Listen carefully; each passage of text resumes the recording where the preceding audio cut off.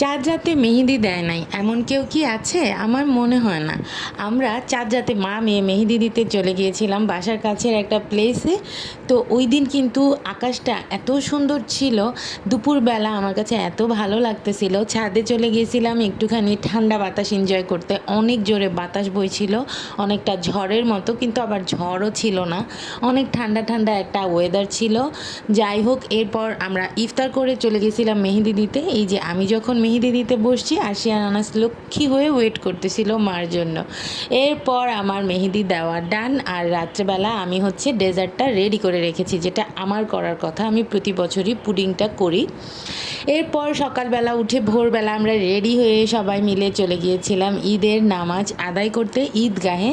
তো আমাদের কাছের ঈদগাহে আমরা সবাই মিলে এই তো লাইন ধরে দাঁড়িয়ে গেছিলাম। আমাদের কাছে এই জিনিসটা একদম জীবনের প্রথম এক্সপিরিয়েন্স, অনেক ভালো লেগেছে। আর আমার কাছে মনে হইলো যে আমি আজকেই বুঝি পরিপূর্ণভাবে ঈদটা পালন করতেছি। ঈদের নামাজ শেষে আশি আনাসের বাবা আনাসকে নিয়ে চলে গেছিলো কবর জিয়ারত করতে। তো এখানে হচ্ছে আশি আনাসের বাবার বড় খালার কবর রয়েছে। তো আমি আর বাইরে ওয়েট করতেছিলাম। আনাস ওর বাবার সাথে হচ্ছে ভেতরে গিয়েছিল জিয়ারত করতে। এরপরে ঈদের দিন আমরা আরও কি করেছি সেগুলো নিয়ে আমি চলে আসবো নেক্সট কোনো ভিডিওতে। আজকে আল্লাহ হাফেজ।